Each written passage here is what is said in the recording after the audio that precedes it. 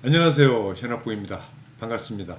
오늘도 우리 전문가분들 모시고 이런저런 계약적인 이야기 해보겠습니다. 오늘의 주제는 클레임, 통지를 반드시 해야만 되는 것인지 결과는 뻔할 수도 있겠지만 거기에 대한 이야기들을 해보도록 하겠습니다. 옆에 앉아 계신 우리 정의균 부사장님 소개 그냥 그래도 한번 하시죠. 네, 저는 C 플러스 인터내셔널에서 컨설팅을 하고 있는 정의균 부사장입니다. 예, 같이 한국 업체 단 해외 건설 계약 관리 컨설팅을 하고 있는 윤민수 부사장입니다.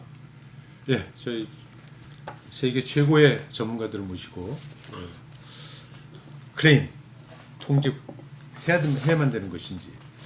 정 부사장님 혹시 그 계약적인 측면, 특히 피딩의 조건이라든지 좀 설명을. 글쎄 그 통지를 꼭 해야 되느냐 하는 것에 대해서는 사실 그 계약적인 어떤 그 이유를 찾기는 조금 힘든데 우리 구태여 찾아본다 할 것 같으면은 FIDIC 계약을 중심으로 말씀드리겠습니다. FIDIC 계약 8-3조항 프로그램에 의할 것 같으면은 시공자는 프로그램을 제출하게 되어 있습니다. 그리고 그 프로그램 안에는 이 공사를 수행을 하기 위한 어떤 공정 스케줄이라든가 인원이라든가 자재라든가 공사 방법이라든가 그리고 하나 중요한 마일스톤을 필요로 해가지고 공사를 전반적으로 어떻게 시공자가 수행을 해야 될까 하는 소위 공사 수행 계획서를 제출하는 것들이죠.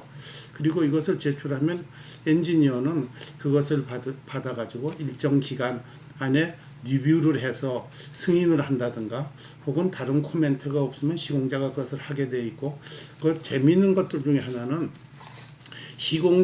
발주자는 시공자가 낸 그와 같은 프로그램을 자기들 스케줄에도 쓸 수 있다라고 되어 있었습니다. 그쪽에 있는 것들은 이것은 무엇을 말하는가 하니까 공사 전체를 해나가는 데 있어서 어떠한 계획에 의거해 가지고 프로젝트를 하고 이것은 발주자와 시공자의 합의된 공정에 의해서 나간다라는 것들이죠.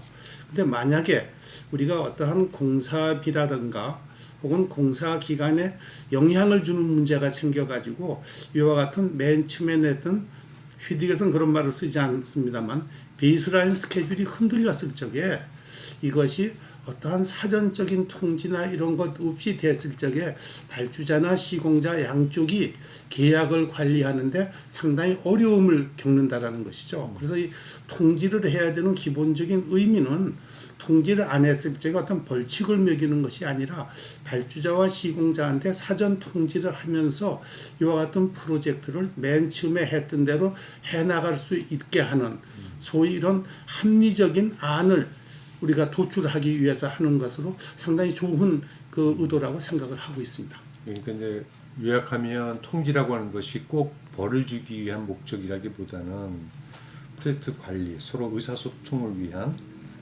어떤 그런 수단으로서 역할이 더 강조돼야 되는 게 아니냐 이런 그렇게 생각을 하고 있습니다. 같네요.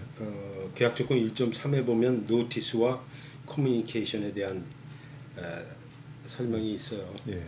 그리고 결국 노티스인 거는 지금 계약을 집행하는 데 있어서 모든 절차와 과정에서 노티스가 필요하게 되고 그 노티스들을 서로 주고받아야 된다. 그러면서 그것은 in writing이어야 된다. 서면으로 해야 된다. 이렇게 돼 있잖아요. 그러니까 예. 계약의 관리 시공자와 발주자 그리고 엔지니어 사이의 계약의 관리는 노티스를 통해서 이루어진다라고 봐야 되는 거죠. 거의 기본이라고 봐야 되는 거죠. 그러니까 이제 통지라고 하는 것은 계약 관리의 핵심이다. 커뮤니케이션의 핵심이고 FIDIC 같은 경우는 1.3 커뮤니케이션 조항이 있습니다. 여기 있는데 근데 거기 보면 불합리하게 커뮤니케이션 늦어서는 안 된다. 그죠? 이렇게 돼 있는데 실제로 늦어지는 경우도 꽤 있잖아요. 그죠? 있습니다. 예. 이제 그런 경우는 또 어떻게 해야 되나요? 그때는 그 계약 조항에 따라 가지고 해야 되는데 1999년도 FIDIC 같으면은 그것이 늦어졌을 적에 대한 어떤 조치 사항이 없는 것은 아니지만 상당히 명확하게 구분되어 있지 않는데 2017년도 계약을 볼 것 같으면은 그와 같은 통지나 이런 것들이 늦어지 졌을 경우에는 딤투 조항을 많이 집어넣어 가지고 뭐뭐 한 것으로 간주한다. 그래서 며칠 안에 하지 않을 것 같으면 승인한 것으로, 며칠 안에 하지 않으면은 불승인한 것으로 한다. 그래가지고 1999년도 계약보다는 훨씬 더 명확히 돼 있는 것 같습니다. 그러니까 이번에 17년에 진짜 크게 바뀐 게 노 오브젝션을 날려야 되고 노티스 오브 노 옵젝션을 많이 활용하고 있다는 것들이죠. 그러니까 노 오브젝션을 안 했을 때는 아예 딤 들어가서 간주해 버리는. 이거는 좀 잘 된 건가요? 옛날 99년 판에 비해서? 제가 봤을 적에는 조금 좀 잘 된 것 같다고 생각이 좀 듭니다. 근데 그 노티스에 대해서는 그래서 중요한 때는 그 조항 속에 그 노티스의 데드라인을 집어넣고 있잖아요. 이 중에서 오늘 지금 우리가 얘기하려고 그러는 클레임 같은 경우도 28일에 클레임 사항이 발생되면 발생됐다고 또는 생각되면 그로부터 28일 이내에 노티스를 띄워야 된다라고 이렇게 분명하게 스페시픽하게 써뒀으니까 지금 이제 말씀하신 대로 이제 본론으로 들어가 버렸는데 타임바라고 시간을 지키지 않으면 권리가 박탈될 수 있는 이제 그런 조항들을 이제 타임바 조항이라고 하는데 해외 계약에서는 클레임 절차 조항에 타임바가 들어가 있는 게 일반적이죠.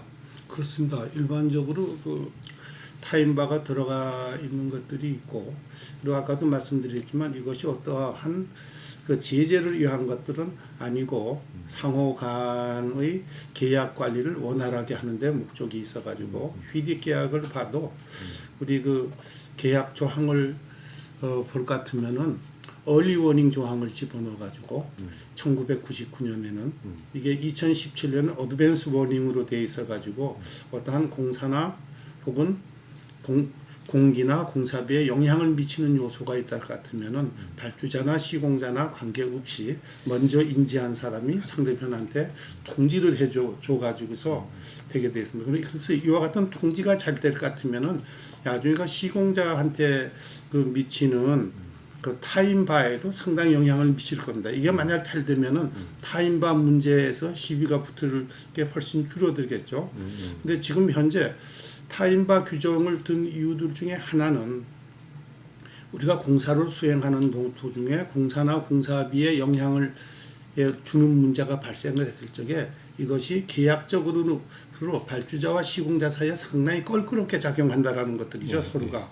그래서 이와 같은 껄끄러움을 피하기 위해 가지고 문제를 그때 해결하지 않고 자꾸 뒤로 밀어가지고 공사가 끝난 뒤에 일괄 타결하는 방법으로 나가다 보니까 계약대로 공사가 되는 것이 아니고 이런 것들이 묻혀 있는 상태로 그냥 간다라는 거죠. 소위 말해가지고 폭탄을 안고 끝까지 간다는 얘기가 되겠습니다. 그래서 이런 것들을 없애기 위해서라도 타임바를 집어넣어가지고 이것은 클레임에 해당된다 안 해당된다를 분명히 함으로써 공사 관리를 좀 더 원활하게 할 수 있다. 이런 시점에서 한번 우리가 봐야 될 것 같습니다. 근데 이제 우리 업체들이 제 경험 지금도 도와주고 있는 그 경우가 있는데 케이스가 있는데 이게 기한 내에 안 했다고 해외인데 안 했다고 해가지고 상대가 그냥 아무 이유 없이 이제 계속 리젝트를 날리고 있거든요. 그 클레임 권리에 대해서 실질적으로 이런 경우에 어떻게 대처하시는 방법이 있나요? 그래서 계약적으로만 따질 것 같으면 대처가 상당히 좀 어려운 면이 있는 것들이죠. 우리가 계약 조항에 볼 것 같으면 어떠한 조항에서는 클레임이 해당된다고 하는 조항이 있고 또 클레임 조항에도 볼 것 같으면은 일반 조건과 특수 조건에 있는 계약 조항에 의하여 혹은 계약과 관련된 달리 어떤 거 법령을 말하겠죠. 그런 것에 의해서 계약 클레임을 뭐 건다든가 뭐 이런 식으로 좀 하는 걸로 돼 있는데 문제는 그런 것들에 대해 가지고 우리가 결정을 하지 못하고 나갔을 경우에는 문제가 강해져서 아까 윤 부사장님 말씀하신 대로 우리 계약서에 볼 것 같으면 뭐 28일 안에 인지한 날로부터 혹은 당연히 인지하였어야 되는 날로부터 28일 안에 통지를 하지 않을 것 같으면은 이게 클레임으로서 무효다라는 게 있고 2017년도에서는 그리고도 문제가 또 발생을 하기 때문에 우리가 클레임을 냈을 적에 발주자는 14일 이내로 그 클레임이 타임바를 지킨 클레임인가 지키지 않은 클레임인가에 대해 가지고 지키지 않은 클레임에 대해서는 그때 리젝트를 해가지고 그 문제가 끝까지 가는 것을 없애는 쪽으로 이번에 조금 좀 개선을 한 측면 같은 것들이 있을 것 같습니다. 그리고 옛날에 나왔던 계약들 중에서 우리가 골드북 계약이 있는데 골드북 계약 같은 데서는 만약에 어떤 시공자가 불가항력적인 사항 혹은 상당히 합리적인 사항으로 통지를 묻었을 경우에는 그와 같은 통지를 분쟁조정위원회에 제소를 해가지고 분쟁조정위원회에서 그 클레임에 대해서 시공자가 이유 있다고 판단을 한다 같으면은 죽었던 클레임이 살아날 수 있는 어떤 기회를 줬는데 이번 2017년도에 있는 레드, 옐로우, 실버북에는 그와 같은 조항은 들어가 있지 않고 단지 그 클레임을 하는 것에 대해서 날짜라든가 혹은 14일을 둬 가지고 조기에 그 클레임이다 아니 그 타임바를 지켰다 안 지켰다 하는 것을 명확히 함으로써 아마 시공자나 발주자가 좀 더 경각심을 가지고 계약 관리를 할 수 있도록 한 것 같습니다. 예, 그것도 새롭게 이번에 들어간 것 같은데 14일 이내 엔진이 어떤 계약 조건 다 틀리지만 이제 발주자가 이니셜 리스판스를 하게 돼 있고 거기서 늦게 제출한 것을 인정할 건지 말 건지 결정해라 뭐 이런 클레임은 절차 조항이 있어서 클레임에 우리 20-1 조항 이번에 변경된 계약으로는 20-2 조항은 절차 조항입니다. 근데 이 클레임이라는 것들은 각각의 인디비주얼한 조항에 대한 클레임을 걸 수 있지만 그 절차를 지키지 않았을 때 어떻게 되냐 하는 게 문제거든. 절차가 없어도 클레임은 걸 수 있습니다, 사실은. 그렇죠. 근데 그런 절차를 무시하지 못하기 때문에 절차를 지키는 쪽으로 한국 회사들도 신경을 써야 될 것 같습니다.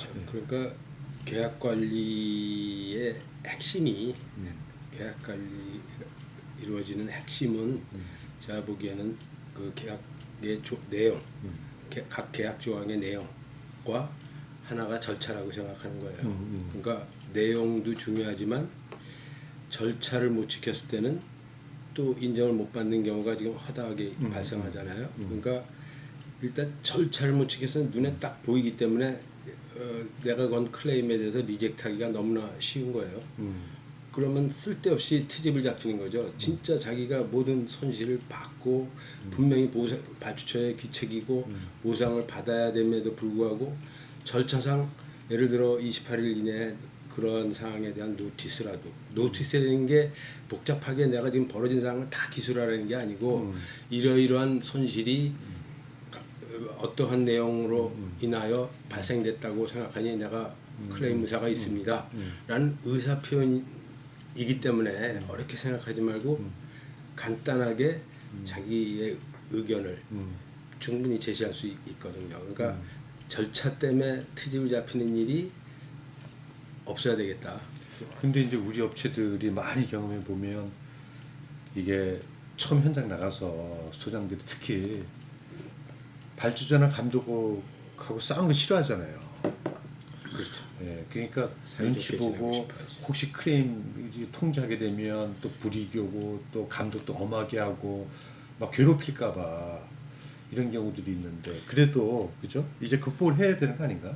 그렇죠. 그래도 보내야 되겠고 그게 스킬이에요. 그 공사 관리의 스킬. 예를 들어서 내가 불이익을 받았고 그래서 그거를 저쪽에 알려주고 싶은데 저쪽이 기분 나빠하면 어떡하지?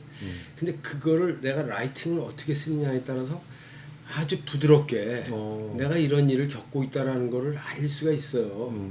그걸 내가 저 사람이 기분 나빠할까봐 야 그거 보내지 마 지금 뭐 왜 보내니? 절대 그렇게 생각할 필요가 없다는 얘기죠. 오히려 어떻게 쓰면 완곡하게 나를 표현할 수 있을까에 더 연구를 해야 된다고 생각합니다. 그 문제에 대해서는 아까도 그 얼리 워닝과 어드밴스 워닝에 관한 것을 했는데 얼리 워닝이나 어드밴스 워닝을 하고 우리가 클레임을 할 적에 몇 차례에 걸쳐서 얼리 워닝이나 어드밴스 워닝을 했음에도 불구하고 이러한 조치들이 취하지지 않아 가지고 이제는 하는 수 없이 클레임을 건다라고 나갔을 적에는 시공자가 단순히 돈을 올리기 위해서인 게 아니라 발주자가 우리가 발주한 그 소중한 프로젝트에 기한과 돈을 맞추기 위해서 노력을 이렇게 했음에도 불구하고 이런 것이 안 됐을 때는 더 큰 손해가 일어나는 것을 방지하기 위해서 크레임을 건다고 봐야 되는 것들이거든요.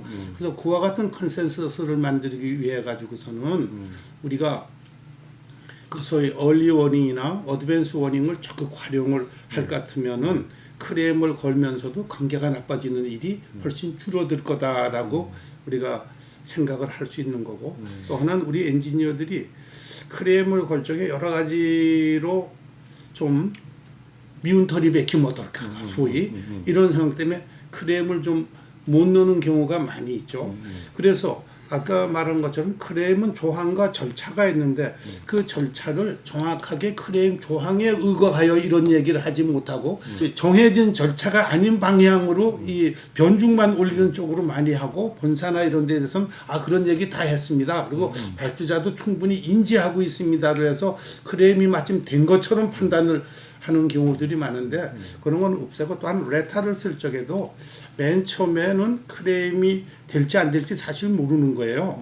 내고 우리가 1999년도 크레임은 42일 안에 우리가 결과를 낸다라는 것도 우리의 요구사항, 공기가 얼마가 늘어나고 돈이 얼마가 될까 하는 퀀텀이라든가 이런 걸 제출하게 돼 있는데, 이번 크레임은 84일로 날짜가 훨씬 늘어났어요. 2017년도 크레임은. 그 얘기는 맨 처음에 일단 통지만 하라는 것들입니다. 거기 나오는. 그래서 레타를 쓸 적에도 for the recording purpose, 기록을 위한 걸로 이런 걸 해서 준다라고 절차에 의해서 할 것 같으면 그것이 나중에 크레임이 될 수도 있고 안 될 수도 있어요. 그래서 그런 요령들을 조금 좀 터득을 해야 되지 않을까 하는 생각이 듭니다. 클레임이 아주 현장에 중요한 문제가 발생이 돼서 중요한 이슈로 클레임이 갈 것도 있지만 아주 간단하게 매일매일 일상의 루틴한 일상의 데이투데이 웍에서 벌어지는 일들도 많아요. 그러면 그거를 일일이 보낸다는 게 말하자면 그 상대방의 감정을 상하게 할 수 있고 그래서 아마 꺼릴 수 있겠죠. 그러니까 그런 거를 잘 어쨌든 처리할 수 있는 그런 스킬도 필요하고, 그 다음에 최종적으로 클레임을 하겠다는 노티스를 보낸다는 의미는 내가 계약 조건 뭐뭐에 의해서 지금 불이익을 받고 있다라는 게 아마 언뜻 비춰줘야 돼요. 무슨 근거로 내가 이거에 대해서 지금 노티스를 하는지를 얘기하자면 계약 조건 뭐뭐에 의한다라는 내용이 들어가야 되다 보면 그걸 또 보내는 소장의 입장에서 야 이거 기분 나쁘면 어떨까 또 이런단 말이죠. 하여간 아까도 얘기했지만 총체적으로 이런 거를 통제할 수 있느냐, 이게 계약 관리 기술이다 이거죠. 그런 부분에서는 아마 경험 많은 전문가들도 필요할 것이고 우리 써야 되겠네요. 우리 같은 전문가 그래야 되겠죠.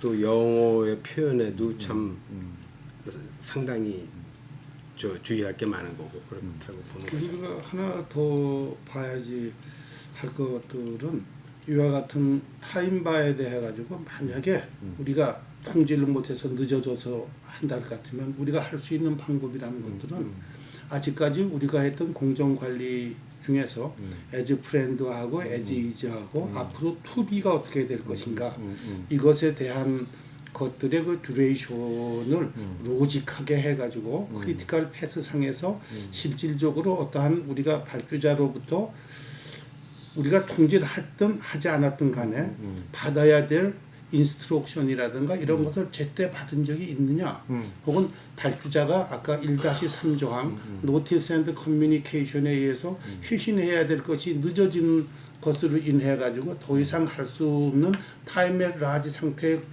우리가 도달한 것이 있느냐 없느냐 하는 것들을 준비를 해 가지고 참 어렵지만 힘든 싸움을 해야 되는 게 아닌가 하는 생각을 듭니다. 그쪽에 대해서는. 네, 그러니까 이제 종합해 보면 통제는 해야 될 것 같고, 그런데 자꾸 하고 싶지 않으니까 지금 말씀하신 것은 꼭 그 크레임을 묶였다가 나중에 한꺼번에 터치지 말고 이 커뮤니케이션 조항, 의사소통 조항 이용해서 일상적으로 그냥 주고받는 그러한 레터를 통해서 우리의 의사 표현을 할 수 있도록 그게 실력이고 기술이다. 그렇지? 이렇게 이야기할 수 있겠네요. 그러니까 통지를 안 해서 계약적으로 불이익을 받는 거는 피할 수가 없다. 그렇죠. 예. 우선 그걸 우선 감안을 해가지고 반드시 우리가 통지를 해야 되고 또 하나는 이런 타임바에 대해서 우리가 하나 더 생각을 해야 될 것은 타임바를 지키고 어쩌고 해서 제대로 클레임이 됐을 적에 우리가 과연 그 돈을 받을 수가 있겠느냐 하는 것도 또 하나 생각을 해봐야 되는데 이것이 우리가 휘딕에서는 뭐 소송이라는 개념이 없습니다만 계약서에 따라 가지고 소송을 했을 때는 우리가 공사를 수행하는 국가에서 소송을 하게 돼 있는데 그 국가가 가진 계약의 형태가 소위 시빌로에 있는 법 체계로 된 것들인지 아닐 것 같으면 커먼로에 의한 법 체계로 된 것들인데 따라 가지고서 이와 같은 타임바에 관한 것들도 있고 클레임 그 자체 혹은 뭐 지체보상금 이런 것이 어떠한 법적인 강제성을 띄울 수 있는 것인가 없는가 하는 것들도 우리가 사전에 검토를 해가지고 특히 그것들이 우리가 가진 계약이랑 참 맞지 않는 게 있을 적에는 더욱 타임바나 이런 것에 주의를 기울여 가지고 어떠한 하자 사항을 만들지 않아야 될 것 같습니다. 예, 계약권에 철저하자라고 하는 건데 참고로 우리나라 국가계약법에는 타임바가 이렇게 들어가 있질 않아요. 그래서 아마 우리 국가 시스템에 익숙해져 있기 때문에 우리 사람들이 나가서 좀 어려움을 좀 겪고 있는 것 같기도 하고 그다음에 이제 커먼로 시스템 우리 영미법계에서는 타임바를 굉장히 엄격하게 적용하고 있다. 물론 이제 각 국가별로 좀 다르게 해석할 수 있는 이제 법령들이 있지만 근데 우리나라 같은 이제 시빌로 그 국가 대륙법계 국가 같은 경우에는 좀 포지션들이 전혀 다르긴 하지만 우리나라는 없고 그리고 이제 프랑스 법 체계는 50% 그러니까 뭐 이럴 수도 있고 저럴 수도 있고. 근데 제가 공부한 바에 의하면 이슬라믹 로가 그쪽 가게 되면 오히려 타임바 자체를 이제 부정하려고 하는 그런 이건 법 시스템상의 기본적인 입장이라고 하는 거지 실제 적용은 또 틀려지거든요. 그렇습니다. 그래서 좀 관련 법령을 살펴보시는데 제 생각에는 법령보다도 계약에 있으면 지키는 게 안전한 게 아닌가. 그렇습니다. 당연히 지켜야 그렇죠. 됩니다. 아까 말씀하실 때 우리나라가 뭐 타임바에 대한 조항이 없다는데 우리나라는 계약이나 클레임 자체가 참 비활성화되지 않아가지고 레터를 쓴다는 것 자체가 익숙하지 않은 일이죠. 근데 저 해외 건설에서는 어쨌든 레터를 쓰는 일이 굉장히 자연스럽게 벌어지고 시공자들 하고 싶은 말을 다 할 수 있어요. 근데 자 우리가 클레임을 칠 내용이 생겼는데 발주처가 봤을 때 그건 자기가 불리해서 이건 내가 보상을 해줘야 되는 일이네 라고 했을 때 이 사람들이 제일 먼저 거르기 쉬운 거는 내용 가지고 싸우는 것보다는 절차를 못 지켰을 때 절차 때문에 리젝트를 시킬 수가 있단 말이에요. 그러면 너무 안타까운 일이죠. 따라서 절차는 꼭 지켜야 되고 그 절차의 핵심이 노티스다 라고 생각하시면 될 것 같아요. 예. 제가 옛날에 그 교육할 때는 그거 28일 통지 하나 안 지킴으로써 몇백억 몇천억이 날라간다. 그 소장들이 전부 다 직무유기하는 거 아니냐.